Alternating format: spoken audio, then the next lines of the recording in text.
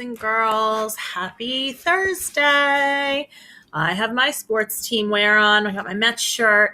I know Mr. Sherlock is pretty upset that the baseball season has not started yet, but we're glad to all be home and healthy and together.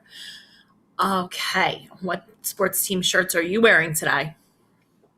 So yesterday when we left off in Charlotte's Web, they were just on their way to the fair, and it was quite the fiasco, wasn't it? Wilbur fainted. Avery was in that pig crate. There was just a whole lot happening. Remember, the truck started driving down the hill with no one in it. It was crazy. And I told you, boys and girls, I want you to be making a movie in your mind as I read to you. So you're really picturing what's happening in the story. And that's called visualizing. I want you to continue to visualize today as I read chapter 17 to you. This one is called Uncle. When they pulled into the fair gardens, they could hear the music and see the Ferris wheel turning in the sky. They could smell the dust of the racetrack where the sprinkling cart had moistened it, and they could smell hamburgers frying and see balloons aloft. They could hear sheep blatting in their pens. An enormous voice over the loudspeaker said, "Attention, please! Will the owner of a Pontiac car, license number H2439, please move your car away from the fireworks shed?" "Can I have some money?" asked Fern. "Can I too?" asked Avery. "I'm going to win a doll by spinning a wheel, and it will stop at the right number," said Fern. "I'm going to steer a jet plane and make it bump into another one." "Can I have a balloon?" asked Fern. "Can I have frozen custard and cheeseburger and some raspberry soda pop?" asked Avery.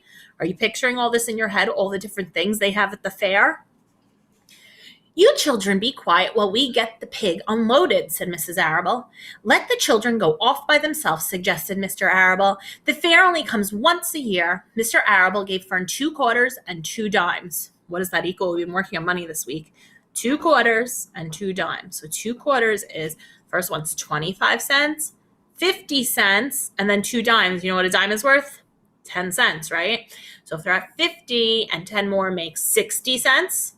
And then another dime makes 70 cents. So he gave her 70 cents. I think they're living in a time when things cost a lot less than they do now. He gave Avery 5 dimes and 4 nickels. Let's figure out how much money that is. So 5 dimes. So dime is worth 10. So let's count by tens. 10, 20, 30, 40, 50. And then 4 nickels. So wait, a nickel is worth 5 cents, right? Okay, so 1 nickel is 5, 2 is 10, 3 is 15, 4 nickels is 20. So 50 cents in dimes and 20 cents in nickels. If you put 50 and 20 together, what does that equal? 70 cents, right? So they both have the same amount of money. They just made it in 2 different ways. That is just like what we're doing in math right now. How funny is that? "Now run along," he said, "and remember, the money has to last all day." Can you make 70 cents last all day?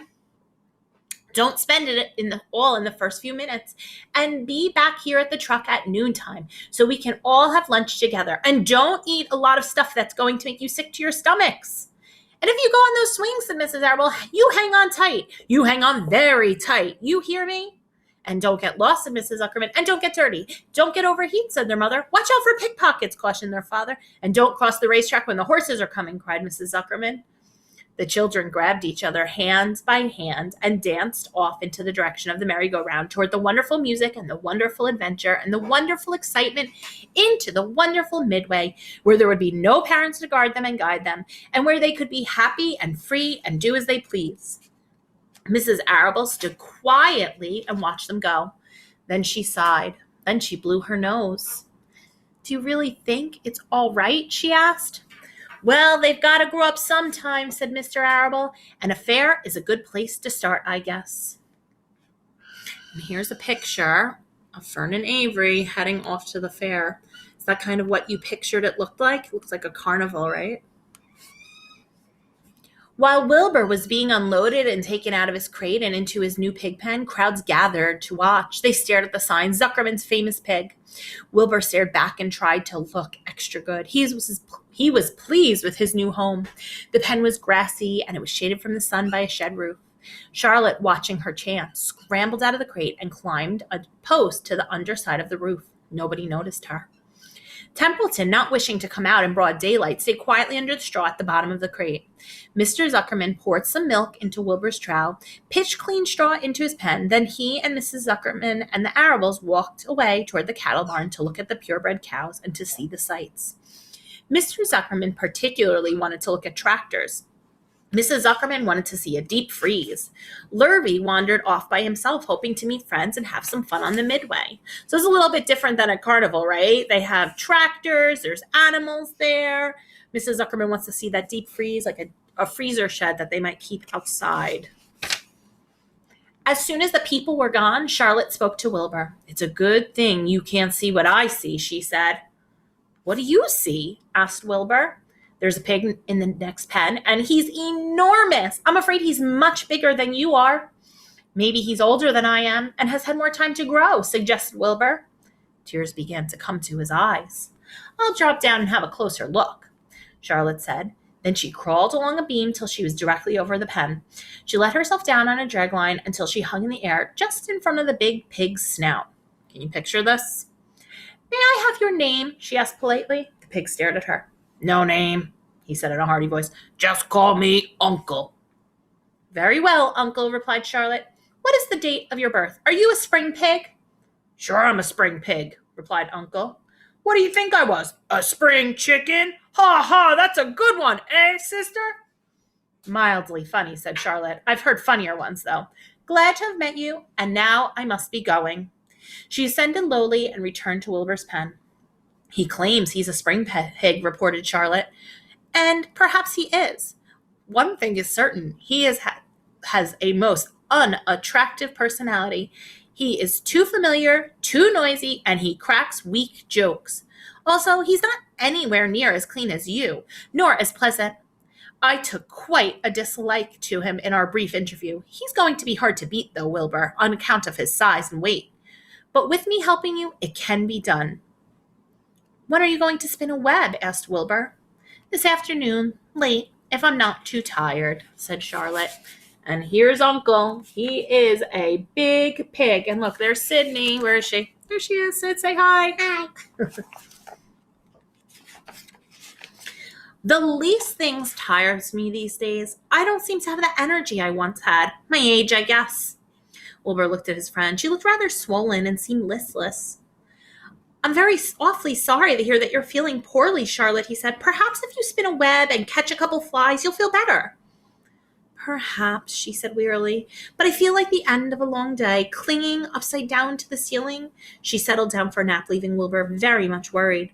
All morning, people wandered past Wilbur's pen. Dozens and dozens of strangers stopped to stare at him and admire his silky white coat, his curly tail, his kind and radiant expression. Then they would move on to the next pen where the bigger pig lay. Wilbur heard several people make favorable remarks about Uncle's great size. He couldn't help overhearing these remarks, and he couldn't help worrying. And now, with Charlotte not feeling well, he thought, "Oh dear." All morning, Templeton slept quietly under the straw. The day grew fiercely hot. At noon, the Zuckermans and the Arables returned to the pig pen. Then, a few minutes later, Avery and Fern showed up.